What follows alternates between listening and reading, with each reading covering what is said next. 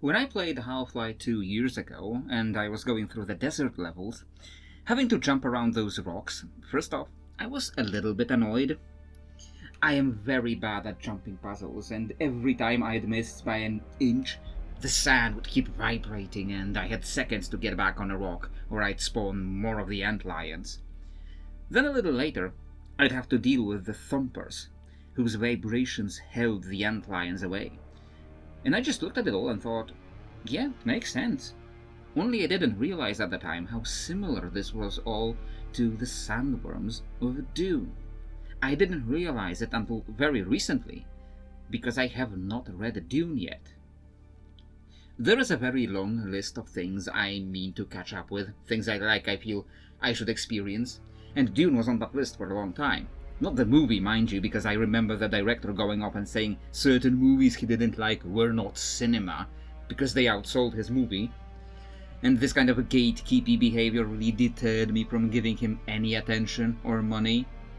The book, however, did nothing to deserve this scorn, so I finally listened to it as an audiobook recently, and so many things suddenly made sense. What people need to realize is how old the original Dune is. The first serialized parts were published in the magazine Analog in 1963. This is older than Star Trek. It's as old as Doctor Who. It's older than Star Wars. On the surface, there isn't a lot of Dune influence in Star Wars. There is no space feudalism.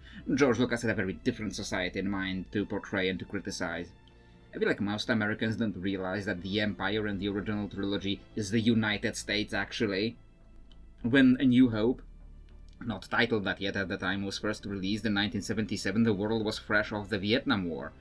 Probably the first war that was so heavily covered by media as it was going on, which made the public at home more aware of what the US troops were doing. But, without getting into that whole topic too much, let me focus on the Dune influences.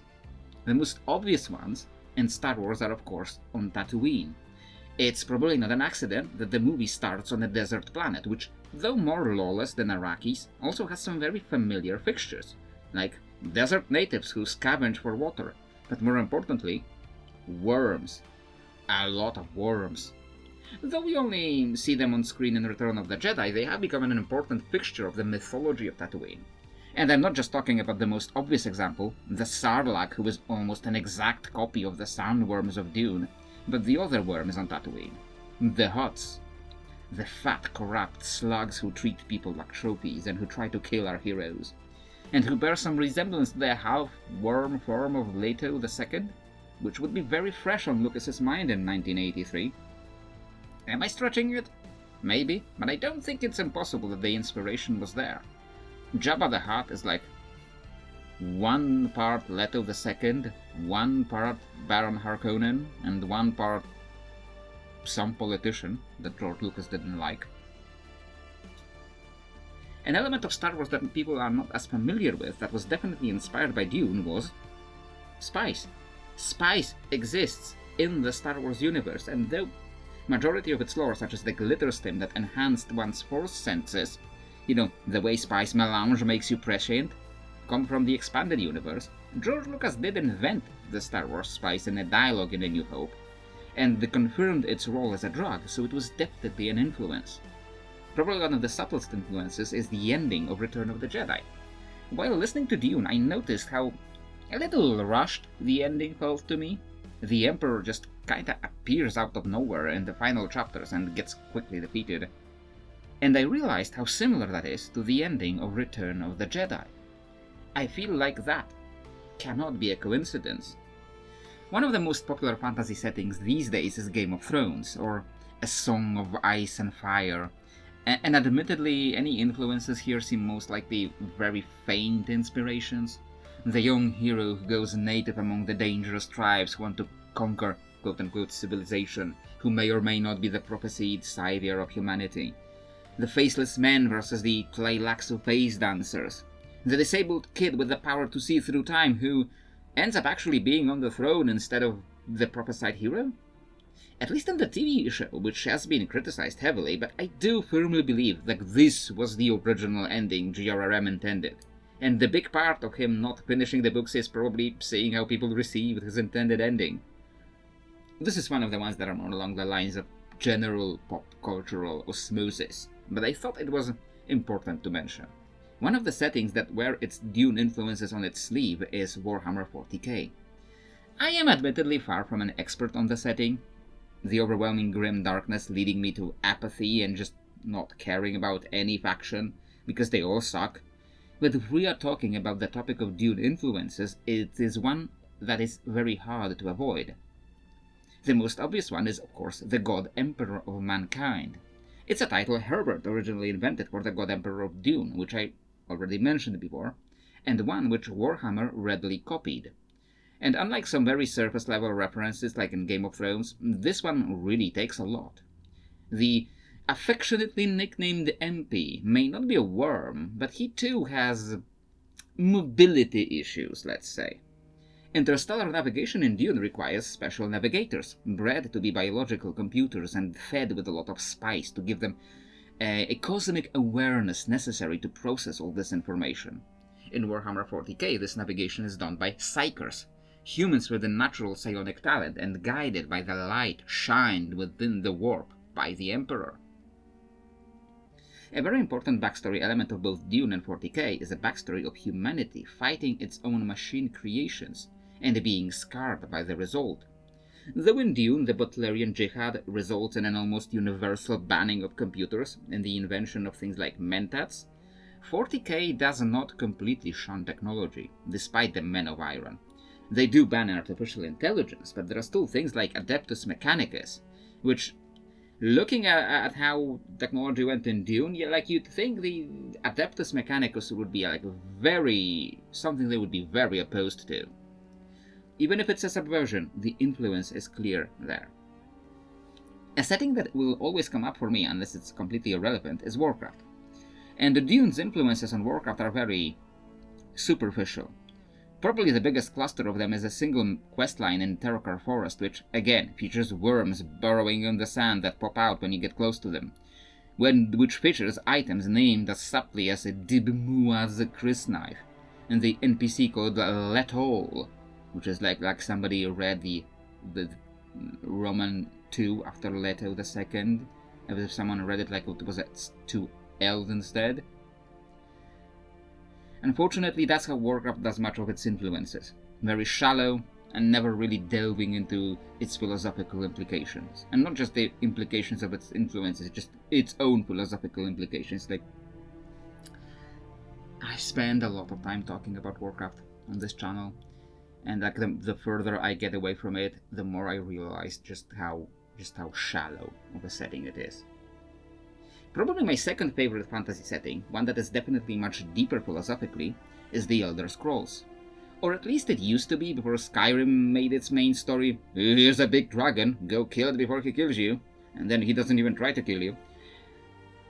Michael Kirkbride, one of the most influential writers in the setting, has explicitly confirmed the Dune influences, but we can definitely see them even without it.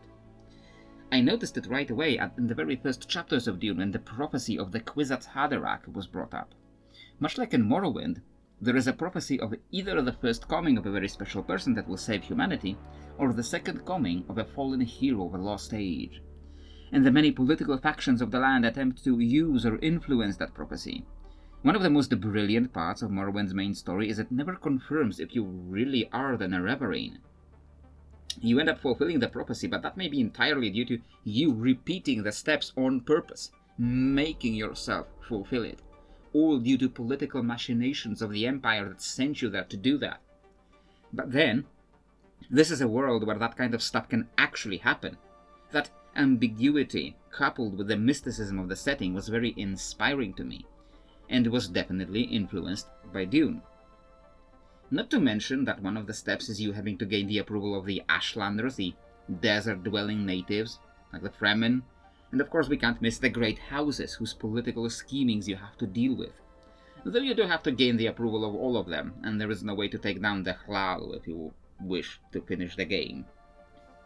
It may seem like Dragon Age wouldn't have a lot of influence from Dune, but one of the most important elements of Dragon Age was undoubtedly inspired by it, and that is lyrium, a substance that was ultimately produced by underground-dwelling ancient magical creatures. That is extremely valuable. Mages use it to enhance their abilities, and it's said to drive people insane with whispers. Was it a very deliberate influence, or just the general trope of magical drug? We can't really tell for sure, unless we could track all magical drugs back to Dune. An interesting comparison is Flemeth, who turns out to be a body hopper of a sort. She trains her successors, like Morgan, only to steal their bodies when she gets too old and continue on as Flemeth in them. It does bear some resemblance to the Bene Gesserit, who transfer their memories to their successors, but also the being actually taken over by the memories of the dead people is considered to become an abomination. So I'll let you decide if I'm going too far here or if it's an actual Dune reference. While we're on Dragon Age, I will make a quick jaunt to Mass Effect, made also by BioWare, which also has Ezo, a far more natural substance that isn't just a drug for people, but also a drug for spaceships. Ezo is used by the spaceships to travel faster than light, and is also used by biotics, the psionics equivalent of Mass Effect, to perform their abilities. But you know the biggest influence of Dune on Mass Effect? Worms, of course. Giant space worms that pop out of the ground when they feel you coming closer by vibrations on the ground. Those worms really are everywhere, aren't they? D&D has many small Dune influences scattered here and there that might take its own video to track down all of them, and I'm probably not doing that, but probably the biggest influence there is Dark Sun. Athos, the proper name of the world of Dark Sun, is a sun-scorched desert bereft of such common elements as water and metal. Though there are burrowing giant worms, as in many other D&D settings, they aren't actually very important here. The other elements of Dune that are less commonly inspiring fantasy that Dark Sun gets well are the politics and psionics. There is no single god emperor, but there are multiple power-hungry sorcerer kings, the ancient horrors who committed multiple genocides and hold the power over the world with an iron fist. Imagine if there wasn't just Paul Atreides or Leto II, imagine if there was a dozen of them sucking the world dry around them. And the other clear influence is the psionics. There is no spice, really, but people with psionic powers, including foresight, are more important than the traditional D&D magic users. Athos distrusts wizards because of defilers like the Sorcerer Kings, and it has no gods, so there is no divine magic users. There are a few works that turned up in my research as things heavily influenced by Dune, but which I have personally very little experience with, so I do not feel qualified to really talk about them at length. Things like the Aes Sedai, if I pronounced it correctly at all, from The Wheel of Time, or apparently huge influence on Steven Eriksson's Malazan, neither of which I have read. I have those somewhere on my aforementioned long list of things to experience one day, but at least the Wheel of Time seems like it's a huge time investment, which I'm not sure when I will be ready for. Maybe after I finish my book. There's probably many more with things as small as some character name somewhere or just giant worms, but I think that I went over the major influences that I am familiar with. Well, I think this is the end of this one, and it's a little different from the stuff I usually do, but it was something I wanted to look at after enjoying at least the original Dune. Dune Messiah I enjoyed less. It had some very creative elements for sure, like how Dune Messiah, spoilers by the way, after Paul gets blinded, he uses his powers to essentially replace his physical sight by using the prescience, one of those, to see people right in front of him, right before they do something, until he can't anymore. It does, however, feel a little bit like Joaquin Phoenix Joker 2, or like Joker Folie 2, like something weird they called it. It feels like a spiteful sequel. No, guys, you don't get it. He's supposed to be a bad guy. Look, he's saying the Moustache Man did rookie numbers compared to him. Do you see how bad he is? It's very ham-fisted after a fairly straightforward revenge story. I had to take a break in Children of Dune because it just gets weird. in ways I don't want to properly articulate on YouTube, but ways that have things to do with what the 9-year-olds are doing in Children of Dune. It just gets weird. Still, I enjoyed the books overall, and I definitely see how they became so influential, but I feel like Herbert gets a little lost in his mysticism eventually, and loses track of what made the original so popular. I have even finally started writing my own book, influenced by Dune in some ways, but mostly as a subversion of the big themes. It's very early, and you will hear more about it when I have something more to talk about, but I have been enjoying getting back to it. You may hear more about it if you watch my streams of Diablo 4 when I have talked about my writing more there. So I hope you enjoyed the video. Let me know if I missed any examples that are either very popular and were heavily influenced by Dune, or just your favorite less popular examples. Meanwhile, don't forget to like and subscribe or support the channel, either through the copy links below, or the Fiverr gig where I can write your TTRPG character's backstory, or channel memberships like these fine folks have supported the channel recently. But this will be it for now, and my dear hamsterlings, I hope to see you next time.